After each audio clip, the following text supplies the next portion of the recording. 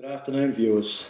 I'm very privileged to be here today with another farmer that's doing it very, very tough because of this right to take water levy, whether we use it or not. And you might wonder why I'm interviewing so many farmers or different farmers in regard to this, because you need to know that it's affecting so many of us. And I'd like to welcome Brian Neville. And this particular area where Brian's farm is called Bulls Creek, Brian? That's right, yeah, Bulls Creek in South Australia, not Western Australia, where one in Western Australia is named after the same bloke. No, that's absolutely brilliant. Brian, how long have you lived here? Was this your parents' property, or how long have you been here? This was part of my parents' property.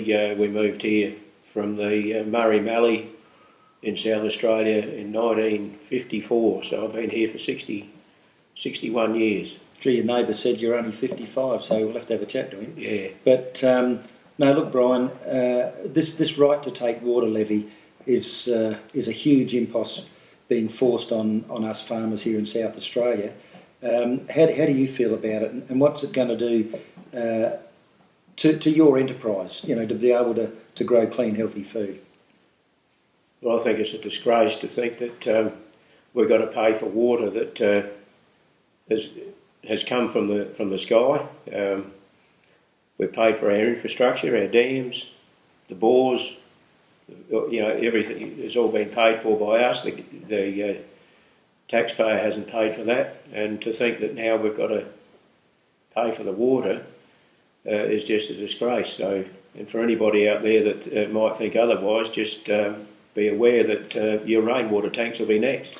A very good point, because I remember, and you would too, Brian, quite a number of years ago, FlagSA in those days, Food Producers Landowners Action Group South Australia, held some meetings in Strathalbyn in 2011 and then again at Victor Harbour later that year.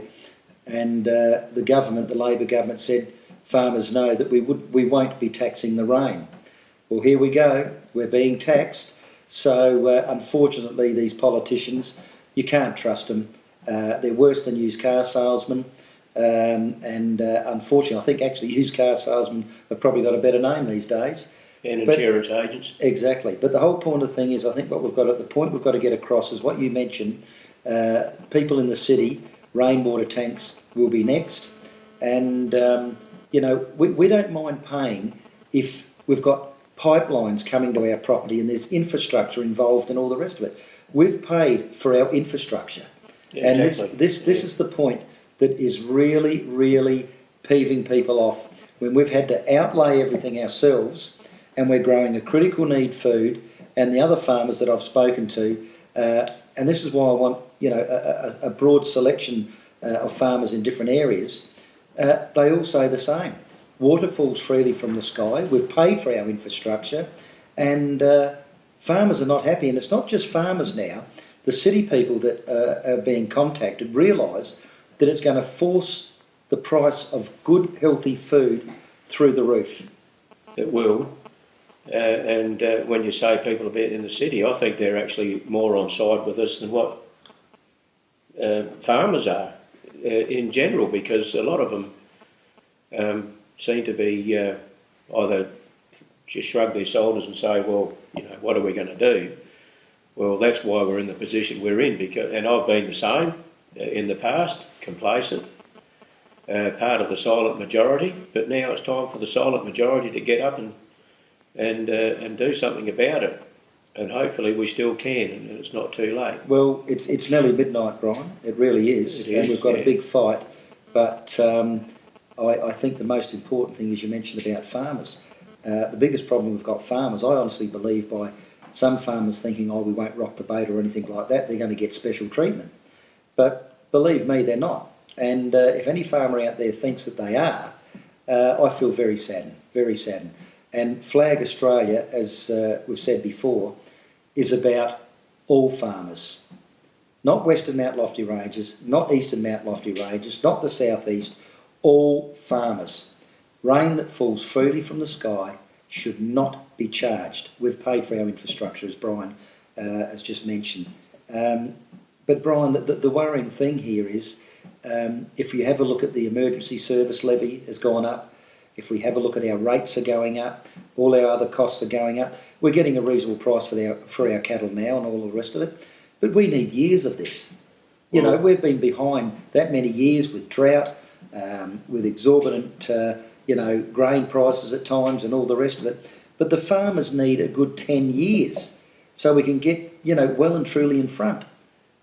Well, the cattle prices might be up at the moment too, but the price of feed and everything in the last 12 months has been exorbitant, so the profit margin still isn't there. That's correct. So costs have gone up, but so we're playing catch up all the time.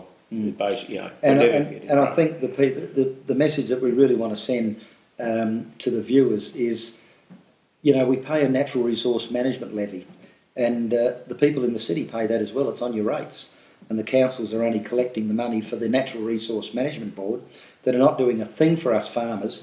They say they are, but believe me, they're not doing anything for us because they always want something. And if they were doing something for farmers, and I mean the Natural Resource Management Board, we'd be getting our fox bait subsidised. We'd be getting our rat bait subsidised and so on. We've got to pay for all this. Have to pay for it. Other countries get subsidised. We are getting pulverised. Well, there's plenty of rabbits out there too. Why aren't we encouraged? I mean, there must be somebody out there that's come up with an idea to trap rabbits that's humane, because there are rabbits everywhere. It's a big industry.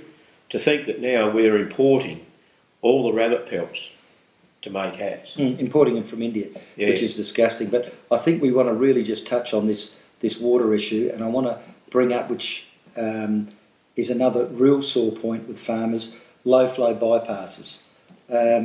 How do you feel about a low-flow bypass being forced upon you, Brian? Oh, well, it's another bureaucratic, ridiculous idea, because all that's going to do is take the water. The water won't get into the dams, and that's what it says. Bypass. That's correct. It's just going to bypass the dam, and we're not going to have water for stock or for domestic use or to fight fires. Correct. Not even any. There won't be any water for fighting fires, and to think that we've got to pay to use that water, whether we use it or not, whether we've got it or not, and then they want to come along and then use it for firefighting. I honestly feel that this Natural Resource Management Board, where all this rubbish is coming from, Agenda 21, and now people need to look up Agenda 30, which is absolutely frightening, and this is where all this comes from. A little message to the NRM, the Natural Resource Management Board. For you people to force this upon us farmers, I really don't think that you people realise what you're actually doing. And if you do realise what you're doing, it is an absolute disgrace. So, Brian, just in finishing, is there a message that you'd like to send to the Natural Resource Management Board or our Minister for Environment and Conservation, Ian Hunter, and Chris Daniels, who is the presiding member of the Western Mount Lofty Ranges for the Natural Resource Management Board, or Sharon Starrick, who's the presiding member for the Eastern Mount Lofty Ranges? Just get off of people's backs, let people farm. It's the biggest money earner the state and the country has got, and we need to be able to grow the food to feed our own people and to export. Otherwise, people are just going to be eating contaminated food that comes in from overseas. So get off our backs, get rid of all the red and green tape, and just let people farm. I think you were going to say get rid of the crap there, Brian, and that would have been a good way to put it. Well, but viewers, I'd like to thank Brian Neville for doing this little interview, and really appreciate it, Brian. Thanks, Peter.